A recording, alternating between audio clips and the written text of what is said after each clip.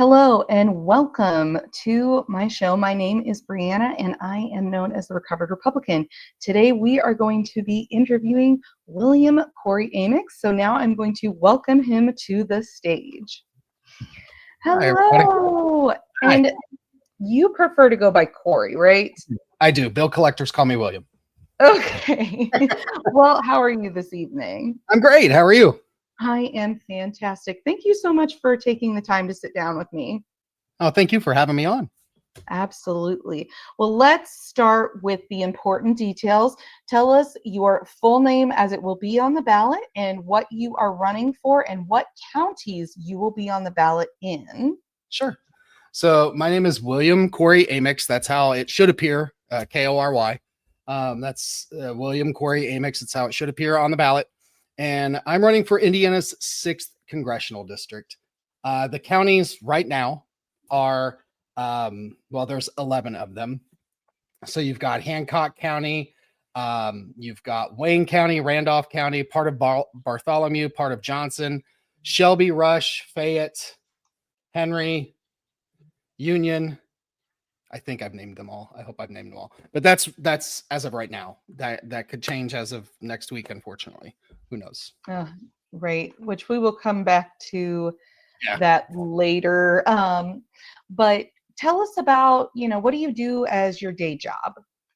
Sure. So I work in higher education. I am a financial aid officer, and I'm also a veteran affairs advisor. I've done that for more than 20 years. Wow. A long time. That is a very long time. Mm-hmm. Tell me about your family or pets or whatever you feel comfortable sharing. Sure. So off screen here, thankfully, my partner was bringing me a tea. So it's me and my partner, Kevin. And then we have 2 kids. Both are in college. We have Riley and Allie. I'm not going to name what colleges they're at just for their safety's sake.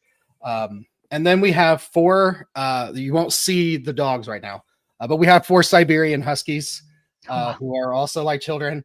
And we also have 4 cats. Those, unfortunately, you may see tonight. They love to walk across the screen as I'm sitting at my desk. So if you see me blurred out by something, it's probably one of the cats. All right. That's our family. That is a full household of furry animals. But Yeah, I'm an animal lover. Roomba's get a workout here. That's so funny. Well, tell me about what made you want to run in the first place. Sure. I'm running because too many politicians don't live in the same world as the people that they represent. I've lived real hardship, choosing between gas and groceries, between eating or feeding my own kids, facing retaliation at work, which we'll come back to that one in a little bit too. We talked a little offline about that, and being targeted for even telling the truth. So I'm running because Hoosiers deserve someone who understands the struggle, not somebody who's pretending it doesn't exist. I agree. I think it's important for everyday people to run in politics. So let's get into some of what you believe. What do you believe about healthcare? What are your views on healthcare? Where do you think we should go? What's the next steps, or what's your end goal for healthcare maybe? Sure. So one of the things that I've promised to all the voters for me running is that I'm going to be Kory. I'm going to be myself. And I am going to admit when I don't know something. I'm also going to admit when something's not my expertise. And healthcare is not my expertise. Full stop. Healthcare is a human right. But I'm not going to sit and pretend that I'm a doctor or a hospital CEO. That's why I've surrounded myself with professionals who are in that area. My best friend is actually a sports medicine doctor. I have several friends who are nurses and nurse practitioners that I'll lean on to help advise me on those things. If it doesn't benefit the voters, I'm not voting for it, period. And healthcare is a human right. So yes, I'm on Team Bernie when it comes to universal healthcare. I know quite a few of my friends are going to be happy to hear that I say that publicly. But it's true. I'm not going to try to reinvent the wheel. Bernie's busted his ass for years to try to get this passed. And I think it's time that we all come to the table and make it happen. I would love to see universal health care passed before Bernie does. Right. Me too. I mean, it would be just a nice thing because he has worked on this for literal decades. Like for 35 years, I think. It's 35 or insane. 37 years. I can't remember what it was. Like, talk about somebody who needs to write a book. Well, he has. I need to get it. Yeah, I was going to say he has. I'm I halfway know through that it. he has. I just haven't gotten it yet. But I'm just like, that's got to be such a great memoir and Yeah. very interesting. I'm so sad. I missed him when he was in Lafayette. I didn't get to go to his dinner. I didn't know about it until after it happened. Not that I would have been available, but I was also mad. I was like, maybe I could have made it work. You don't know. Right. Right. But yeah, I was really happy they came because I know that wasn't Jackson part of getting them here? I think he was. I don't want to speak out of turn, but I think he was part of helping to get him here. I think there were a few hands in the pot for that. But yeah, I'm still sad I didn't get to go. Oh, me too. But let's talk about your ideas for the country economically. What would your economic plans look like if you win? Sure. So my economic plan is about rebuilding a working class America. I am first and foremost right out of the gate. I think that the federal minimum wage needs to be raised. I get asked a lot, what does that number look like? And I think it needs to be tied to the area. I use the example of, here in Indiana, federally minimum wage is $7.25. But my son, when he worked at GameStop, it was his first job. They paid him $10 an hour, and he never got a raise, by the way. So boo to GameStop for that.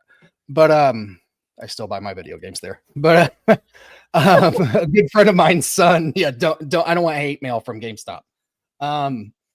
But pay your workers better. I'll say that. Absolutely. But a friend of mine from Phoenix, Arizona, her son applied for the exact same job down in Phoenix, and they were paying $21 an hour. So it shows you the cost of living there is kind of different, right? It is. It costs more to live in Phoenix than it does in, Indianapolis, Indiana. True, but not that big of a difference. Not that big of a difference, right? So I think Indiana right now is like, just to live comfortably, the average person needs to make over 20. I think it's 23 and some change is what it needs to be. So I don't want to nail down a number. I will say that number is over $20 an hour is what I want to see the federal minimum wage raised to, and then leave it up to the states if they go above and beyond that based on where they live. Yeah. With the federal minimum wage, would you be open to doing something that was progressive so we didn't have to keep passing all of these like incremental raises? Because, I mean, otherwise we end up seeing what we're seeing in Indiana, that the federal minimum wage and therefore Indiana's minimum wage has not been raised for 15 years. So yeah. I personally would like to see something that is going to increase the federal minimum wage maybe yearly by a percentage. I think I would definitely be open to that. I think that sounds like a fantastic idea, actually. My technical first job was delivering newspapers to the Indianapolis Star to like the entire east side of Fayette County, Connorsville. And then my next big boy job was when I turned 15, I got a job at Bob Evans that opened in Connorsville. And waiting tables, it's been $2.13 an hour since I was 15. I'm 46 now. So there's definitely something that needs to be done. So to all of my friends and family and all the constituents who work in the service industry, I am thinking about you too, because I think it's some BS that they're still paying you the same amount I made 3 decades ago. I'm not that old, but 3 decades ago. It needs to go up. It does. We need to in my opinion, I would rather see it go to eliminating a tip culture. I'd rather just have it all put together and people be paid a living wage than to have to rely on people to tip them who, people get tight on money or they estimate things wrong or just aren't great tippers. I think there'll be some industries though, that still tip. And I'm going to use my own how I grew up. My mom's a beautician. She owns a beauty shop. My grandpa's a barber. He owned the barber shop right next door to my mom's beauty shop. Um, Mom paid for our Christmas. Hell, mom helped pay for our college with tips she got as a beautician. So I still Oh yeah. think that some things out there that you can tip, but it's not like where it's making it a livable wage, right? So It's tipping for better service. right, right, It's right. different. It's kind of like, you leave a tip for your hair person. You give your mailman a present. I mean, do people still? I still give the mailman a present every year. I know that that was just the way I was raised, but there are some things, those traditions that you just do. But back to my economic plan. Um, i would i would like to tie corporate tax breaks to paying livable wages too, because I'm tired of seeing people work for corporate entities that they have to go work 3 jobs just to make a livable wage. It's corporate welfare and it needs to stop. We need to no longer give these tax breaks to Walmart. And I'm just going to name them: Walmart, Target, all these big box stores, when you've got mom and pop stores that are producing the same widget and it's local and they're trying to support somebody else with kids who live there. I'm all about supporting small town America. And I, quite honestly, I'm done with supporting the big box stores. That's my entire campaign will be to support small businesses. Yeah, I love that though. I've been trying to only buy small as much as possible. Hmm. Tell me what you believe and think should be legislated when it comes to reproductive freedoms. Politicians don't belong in exam rooms, period. We need federal legislation that restores privacy and respects medical professionals. Um, just you being a recovering Republican, you may recognize this name. My former late grandfather-in-law is Otis Doc Bowen. He was the former governor of Indiana, and then he went on to become head of Health and Human Services. He passed away a few years ago. I am fairly certain he'd roll over in his grave at the stuff that RFK Jr. is doing, and I think he would be very disgusted, honestly, with what's happening. I would ban states or I would vote to ban states from pulling reproductive medical records, protect doctors and hospitals from political retaliation, and restore and strengthen the HIPAA protections. We have to ensure emergency care is protected everywhere, period. It should never be about passing the political football. I 100% agree. Especially, I work as a speech language pathologist, so Oh, medical-ish. cool. So I pay attention to a lot of the medical stuff, and the emergency care is so important. That saves so many people's lives. It's necessary. I agree. So tell me about what you think in regards to immigration reform. Sure. So actually, if you go to amyxforcongress.com and you click on the little hamburger icon and you go under legislation, you'll find something that I'm very proud of. I had some friends that work in immigration and some friends who are actual immigrants help me write this.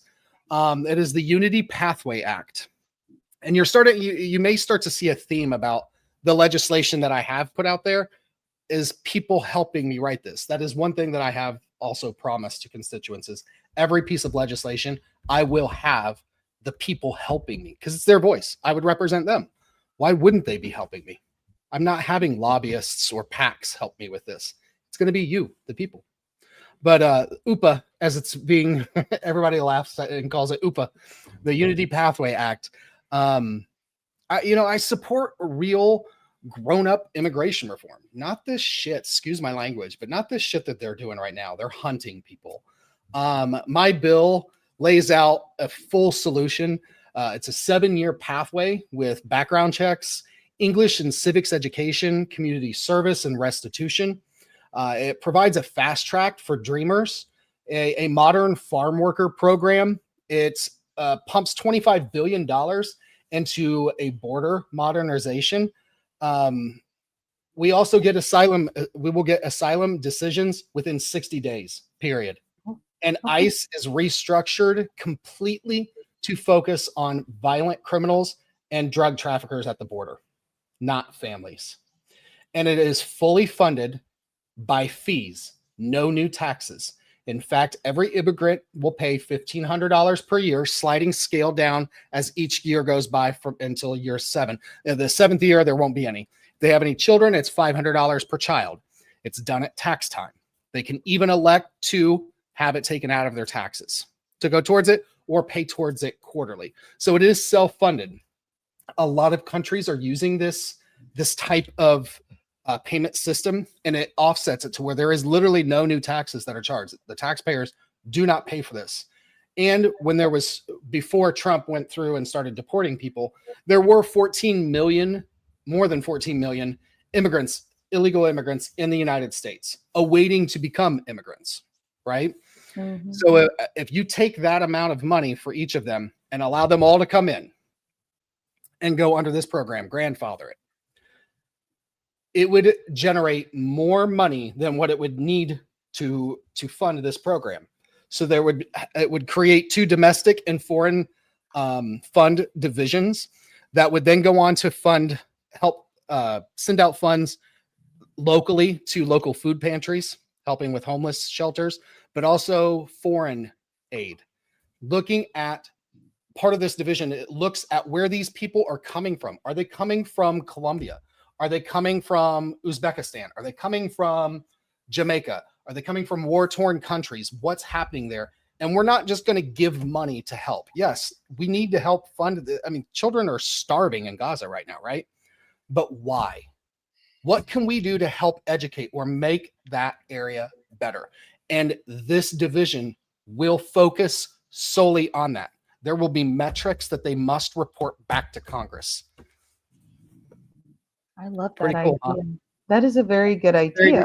It's different. It's a different idea, but I like it. It's refreshing, and we need refreshing right And now.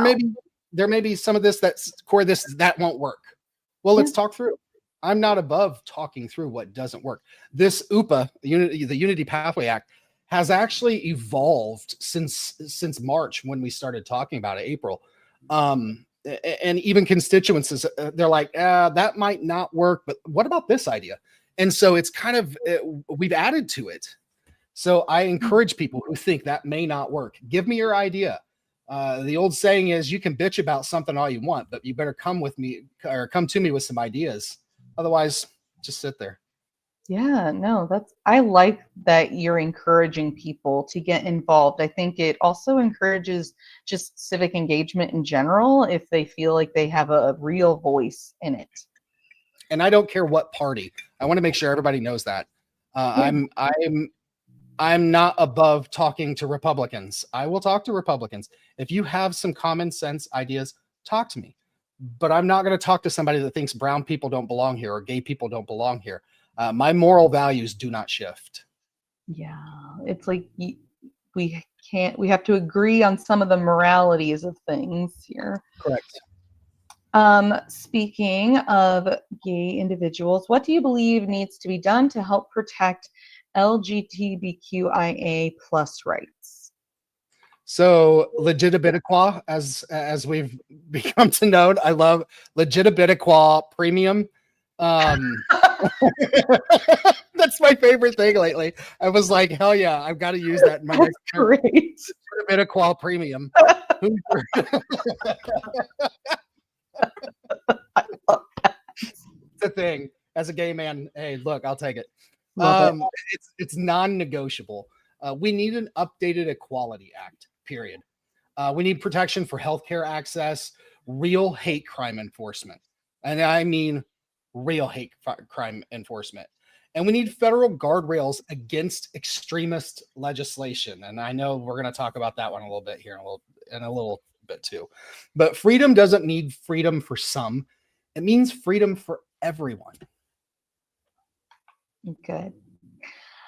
So, talking about some of your legislation, let's talk about FERA. It's the Fair Expression and Employment Rights Act. What gave you this idea and why do we need this? Sure. So really, I have two personal examples that I can give you. One would be when I was a former whistleblower. I uncovered some stuff that we're going to be talking about here shortly online with social media and propaganda as a service, and manipulation on social media. And I became a target. And the individuals that were involved in this group were targeting my job.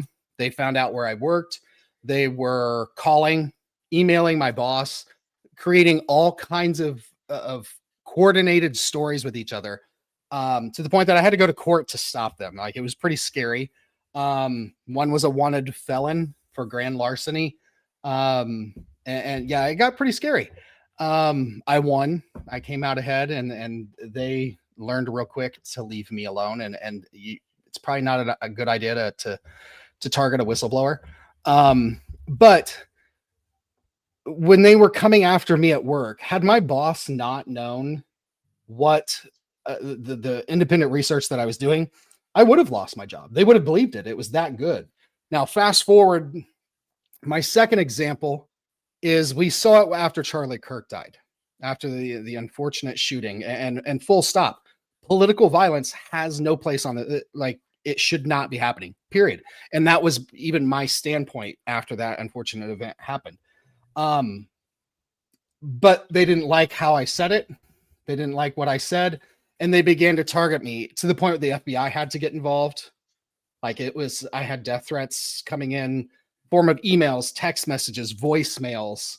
So Indiana State Police and the FBI got involved. It's still being investigated. There were some folks who were stupid enough not to mask their phone number or emails. So those were the low hanging fruit that they were, I'm sure, easy to go after first.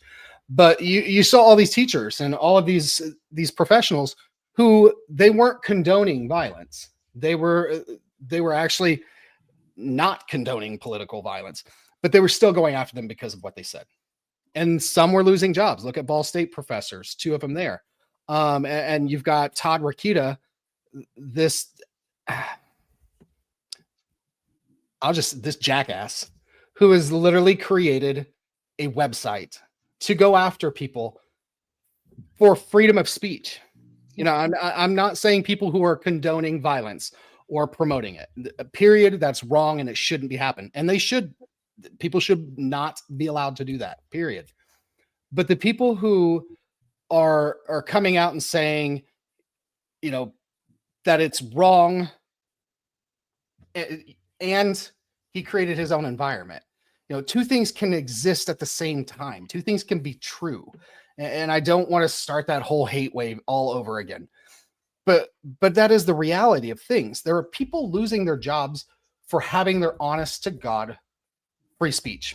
And with Todd Rokita, what really pisses me off is you have the freedom of speech from the government. There should not be any government involvement in coming after you for what you're saying. And he created a damn website for it. And that ultimately was the linchpin for me, or, you know, the nail that sealed the coffin that got me to write FERA. And that protects people. Ultimately, it will go under workers' rights, and it will protect workers from being fired or punished for lawful political speech. I mean, I lived it firsthand. FERA would protect political expression, ban retaliatory firings, create a federal complaint process, and enforce penalties on employers who abuse that power. This protects Republicans, Democrats, and independents equally. It's needed. There are so many people who have lost their jobs for just saying their opinion. Yep. So let's talk a little bit about another one of your bills. It's the DIAA, the Digital Integrity and Algorithmic Accountability Act. What does this bill do? We'll call it DIA. DIA. We'll go ahead and set that up for now for the listeners. DIA, because, you know, Digital Integrity and Algorithmic Accountability Act is quite the long, you'll figure out why we're going to call it DIA here in a few minutes. But this one is definitely personal. We're going back to when I was a whistleblower and the independent research that I was doing. And something that just happened today, you guys can go to my TikTok page right now and you'll see that I posted an article, an image of an article from the Guardian, and they just exposed what I've been warning about for years.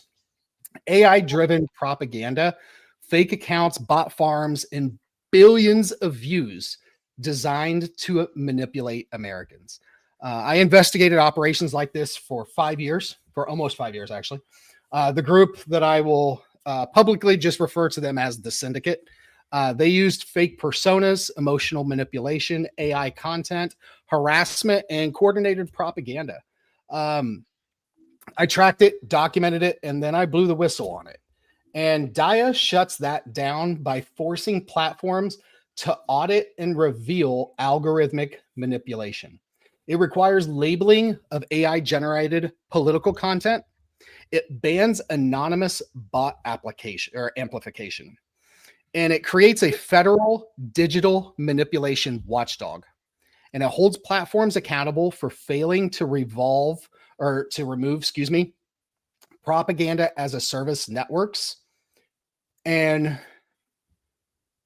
if Daya existed today, half of these viral AI propaganda accounts would not even exist. And the example I'm using, the Guardian exposed that there were 354 TikTok accounts that got 4.5 billion, that's with a B, billion, 4.5 billion views over the course of a month, all promoting anti-immigration propaganda.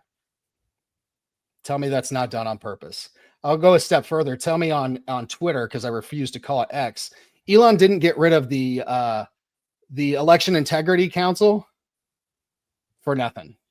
There's nobody out there policing it. You can call community notes what it is. It's just a glorified shit show of people that apply to self-monitor, and that doesn't work. And unfortunately, Zuckerberg was kind of coaxed into using the same type of security council. Daya, and then the next one we talk about, the Real Identity Integrity Act, or RIA. It never gets old. Daya and RIA. Listeners, you guys can put it together. Because it's, I went through a lot of bullshit as I was doing this research. But the Real Identity Integrity Act, they work hand in hand together. RIA goes after the root problem, which is the fake accounts.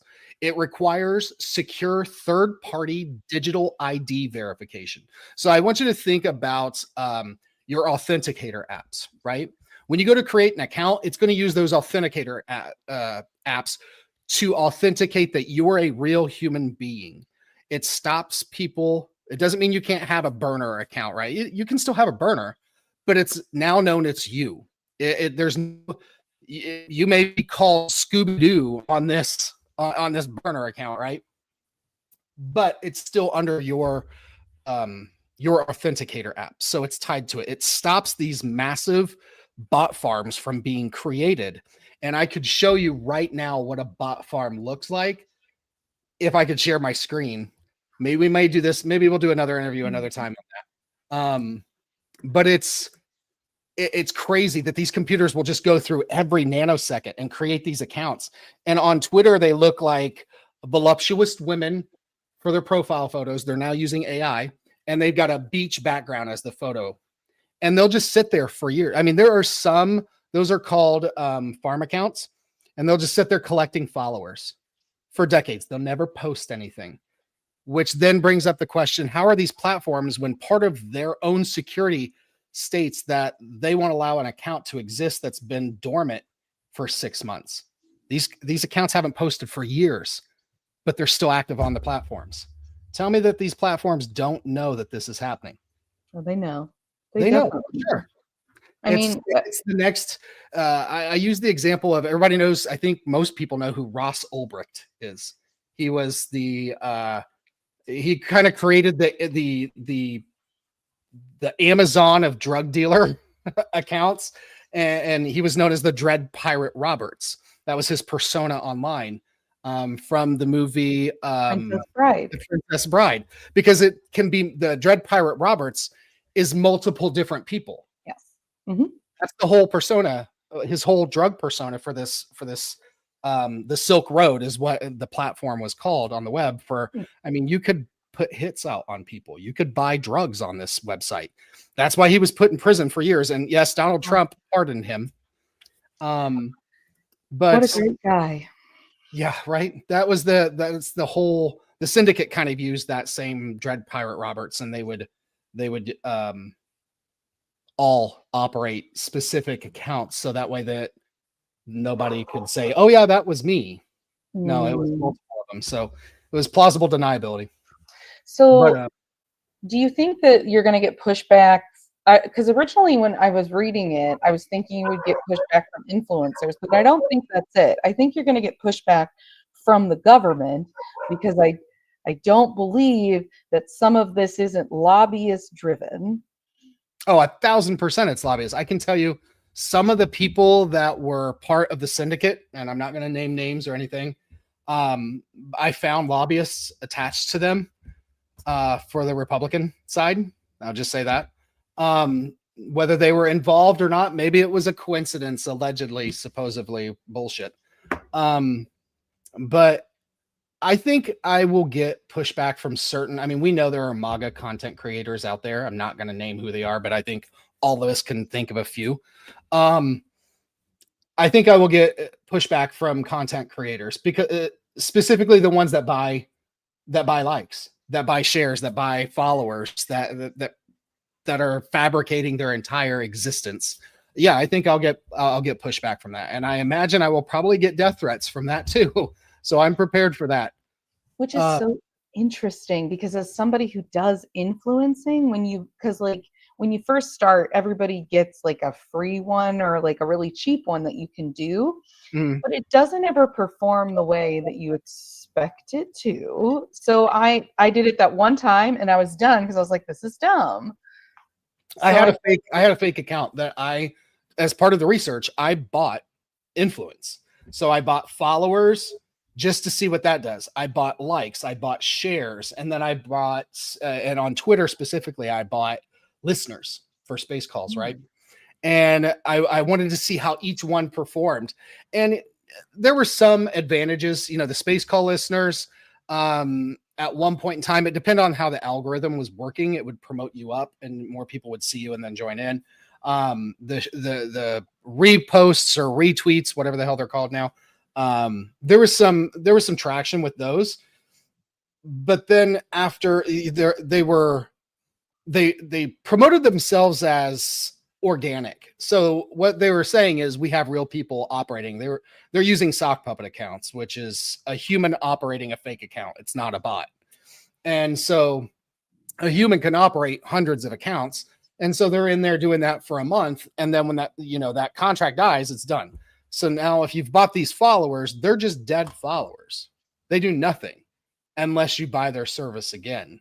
So it's kind of, I mean, it's definitely like a pyramid scheme with the buying influence. I don't see it beneficial unless you continue doing it. I think the only people it's beneficial for are the people that are at the top of the pyramid. Mm-hmm. That makes sense. And I'm sure there are different services, because what I'm talking about is like was TikTok, I guess. But let's talk about the housing crisis a little bit. What do you think the main problem is? How do we fix it? The housing crisis is so broken. I mean, housing costs are up over 100% since 1990, and wages damn sure haven't even come close to staying up with that. How do I think we fix it? I think it could be done in a few ways. Tax credits for building affordable units, penalties for hedge funds that are buying up entire neighborhoods, like where I live here in McCordsville. These are amazing, lovely houses, and there are hedge funds buying them up left and right, and then they sell them off to these property management companies. And then you get these really nice neighborhoods that half of them become rentals, and they just keep jacking the rent up. Where I live now, they've raised the rent $800 in 6 months, or in 6 years, 6 years. Still, yeah, $800 over 6 years. It's ridiculous. I think we need to have more first-time home buyer support. My partner and I are actually, that's what we weren't going to stay where I'm living right now. My lease is up in February, and we still may not. We may move, but the whole process of buying a home has become almost impossible. I mean, I'm 46 years old. I did have a home before this. And it was a hell of a lot easier to buy that house back in the early 2000s before the housing crash of 2008. But I think zoning and supply reform is something that we need to focus on, and the corporate tax incentives to livable wages, of course, is going to be the biggest one. Something I do strongly feel very strongly about is seniors should not be paying property taxes after retirement. I think that it's something that's got to be fledged out a little bit. Congress just can't magically wave their fairy wands and say no more state property taxes. They can't do that, right? It's unconstitutional. But we can create a federal tax credit that reimburses seniors for 100% of their property taxes on their primary residence. Because then you're going to get into, the rich bastards who's got 2 and 3 homes. Sorry. In fact, the people who have 2 and 3 homes, I hope to see that their property taxes are doubled or tripled. Don't ask me how that would happen. That's up to the states, but I would love to see states do that to people who own 2 and 3 homes. Because, us working class people don't own 2 and 3 homes. Let me get that out there right now, because I know they're going to run with, Kory Amyx wants to raise property taxes on the rich bastards who have 2 and 3 homes, not the working class. But again, we can create that federal tax credit that reimburses seniors 100% for the property taxes that they paid on their primary homes. They pay it locally. The IRS gives it back. It's simple. It's constitutional. And it's life-changing for seniors. I've talked to at least a dozen seniors between Delaware County, Hancock County, Rush, Fayette County. I know 2 women that they lost their husbands in the last decade. They lost their husbands. They lived in these houses more than 30 years, one more than 60. And they have to sell their home because they can no longer afford the property taxes. It about broke my heart. Mm-hmm. That shouldn't be happening. Seniors should not be losing their damn homes because of taxes. They help build the country that we're in. It happens so often here, especially to widows. Like, I am a widow. I lost my first husband to COVID. Sorry. Thank you. But because of that experience, I learned a lot about what was going on. And one of the things that is happening is a lot of the times they will lose their husband's or half of their husband's pension. And then they can't keep up with everything, essentially. And I mean, it would change so many seniors' lives, and it would probably prevent a lot of seniors from becoming homeless. I think I just talked to a constituent in Fayette County about the disabled. There's so many things, like they can't get married without that affecting their disability checks and affecting if they're getting any food stamps. That then affects that. We need to look at those things too. It affects their insurance as well. Mm-hmm. Yeah. It's not okay. I've known people who have divorced because they became disabled, because otherwise they would not be able to afford the care.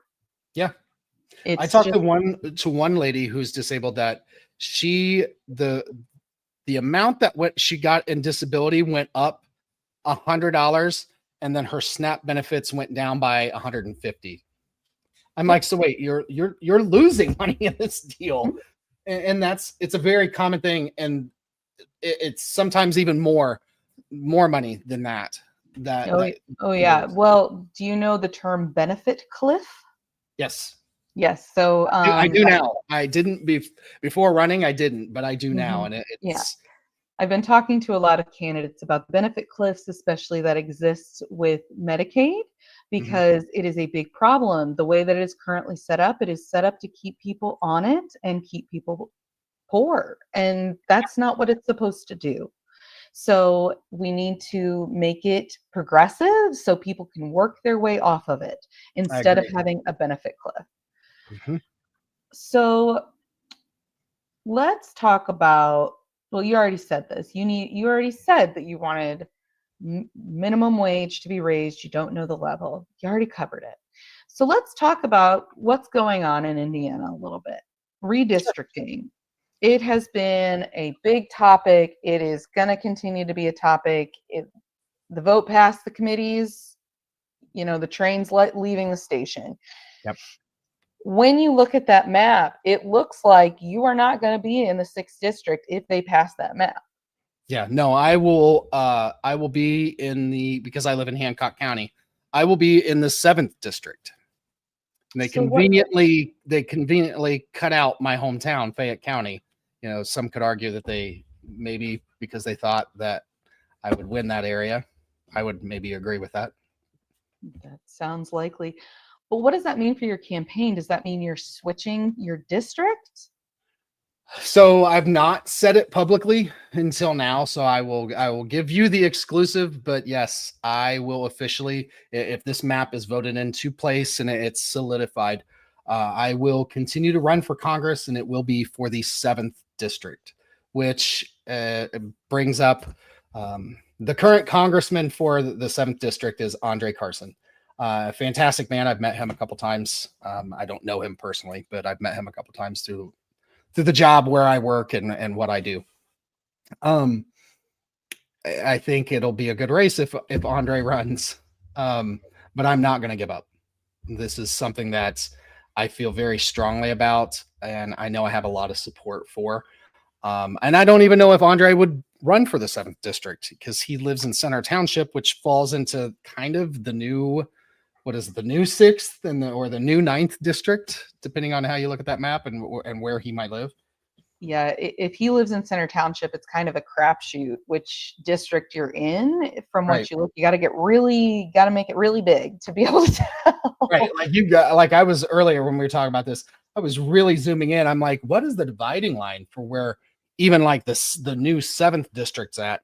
And I think it's just north of the Center Township line. I think it's really into like Castleton area, the mall, and just that little area right there.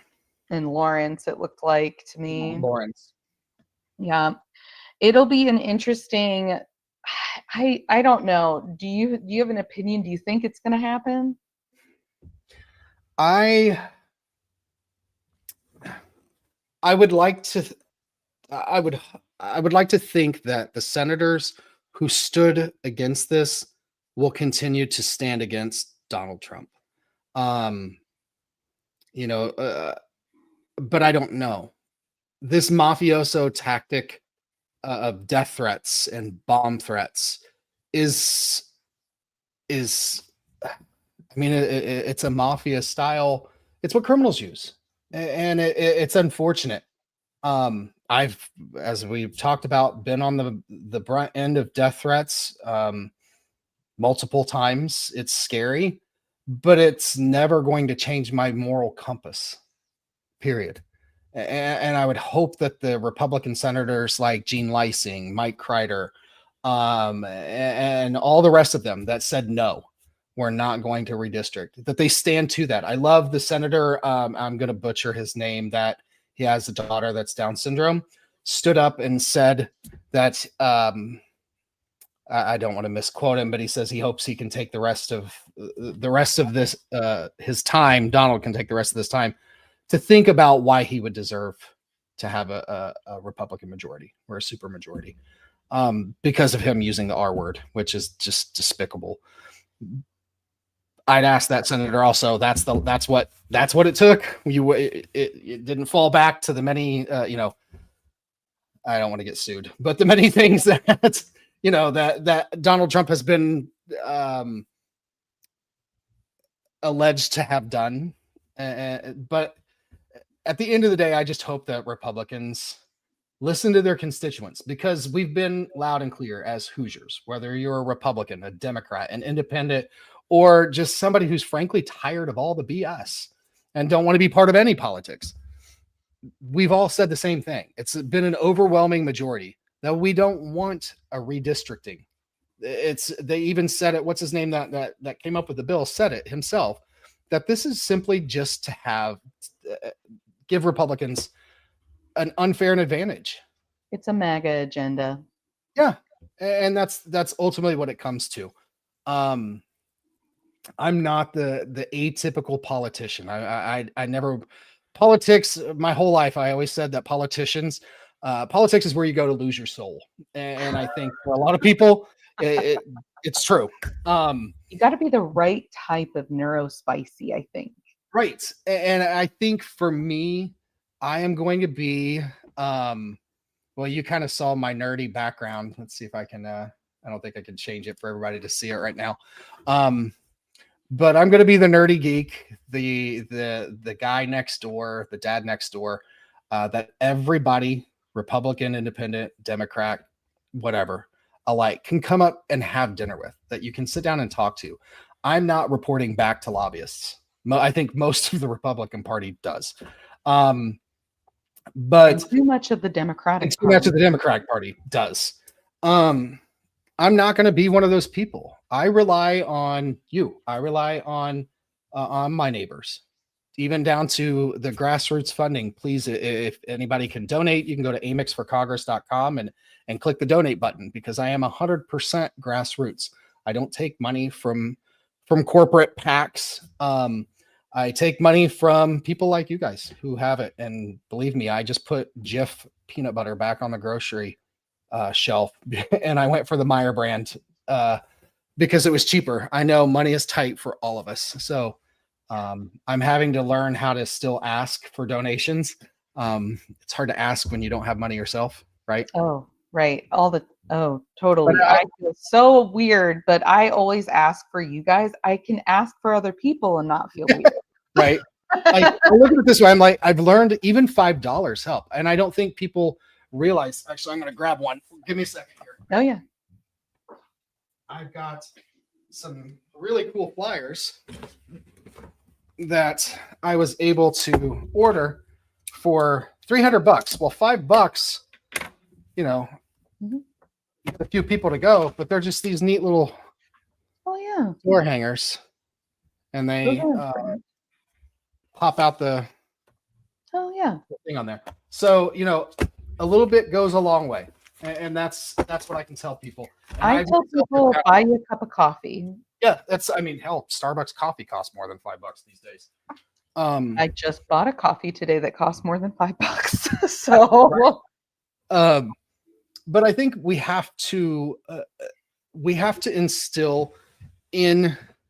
I don't like using the word constituents, like our neighbors, our friends, right? Hoosiers. Hoosiers. We have been so ingrained from my generation. I even think my parents. It started with my parents' generation, maybe. We don't talk about politics. We don't talk about religion at the table, right? Well, aside from religion, we're going to talk politics. And I think we need to talk politics more. We have to get out there and support people who are grassroots. And there's so many of us. There's people like myself. There's Jackson Franklin up in the 5th district. Kelly Thompson up in the 3rd district. Mary. I'm going to Mary. Is it Mary Ellen? Can you help me with this? I know it's Mary Ellen something. I haven't interviewed her yet. I know Sally Busby is grassroots too. Yes. So there's a lot of us out there that really want to. This is not our profession. I've worked in higher education for over 20 years. I want to continue to work in higher education, and I want my stint in politics to be short-lived. I don't want to make a career out of being a politician. I want to get in here, actually make a livable, make a change for my kids, for your kids. And then I want to go back to my normal life of not being in the public eye. Like I don't want to be a somebody. I just want to go back to being a nobody after this is all done. And I think we need our neighbors, we need Hoosiers to support people that don't want to make this their profession, that want to come in, make a positive change, and are beholden by you, the voter, not by some damn lobbyist or corporations. Absolutely. And God knows, not beholden by Donald Trump. Absolutely. Do you think that candidates should be allowed to take corporate and PAC donations? Because some people like Jackson think that should be illegal, for instance. I would love to see it as illegal. It's unfortunately not right now. And it's the environment that we're in. I'm not going to take, what is it, APAC money.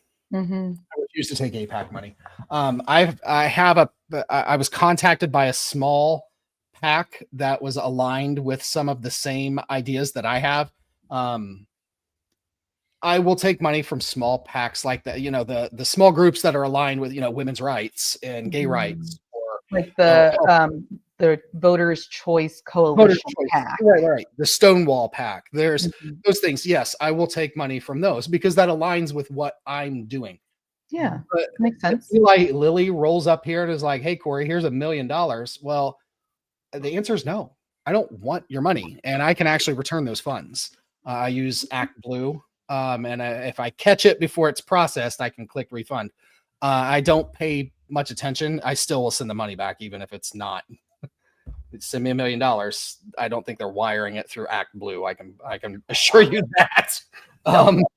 But I don't want that money. I want to be fully funded. Now, running as it is right now for the 6th district, I'm running against the richest man in Congress who bought his allegedly. People can, I don't want sued by him either. But I mean, he dropped $7 million Must be nice. to win the seat, and I'm not going to ever compete with that. I don't think it's possible to compete with that. From a grassroots campaign side of things in Indiana, I think it's possible to get a few million. Absolutely. Yeah. But it takes work, and it takes getting out there and putting yourself on the line. I have a whole new respect for people who run for politics, especially the grassroots candidates. Whether I win or lose, I definitely have a new appreciation for our entire political system. And I hope that people who are watching, I would encourage you to really hone in on how, most people think local politics is dumb, that it doesn't really do anything, right? And you ignore it. And I think the midterm voting results show that. And I think we're starting to see, oh shit, it does. It really does.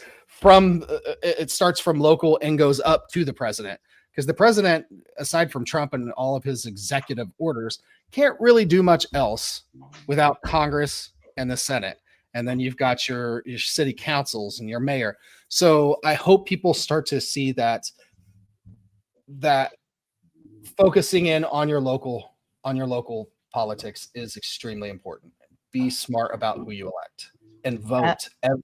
Everybody's voice counts. Vote every time. Every time. Every primary, every general. Yep. It should feel weird that you didn't vote in 2025. You should be voting every year. But we are starting to run out of time. So tell everyone again where they can find your website and Sure. give another plug for donations. Sure. So you can go to Amyx for Congress, AMYX for, not the number, but AMYXFOR Congress.com. You'll see the donation button right there on my page. If you scroll down a little bit, it'll take you there. You can do a one-time donation, or you can even do a small monthly donation. I've had influx of people that are doing $5, $10 donations every month. That adds up, guys, and it really helps. Especially during the holidays. I know I've got kids and I'm buying Christmas and buying for my partner too. So funds might be a little bit shorter, and that's okay. Maybe look at that smaller donation amount. But donate if you can. Yeah.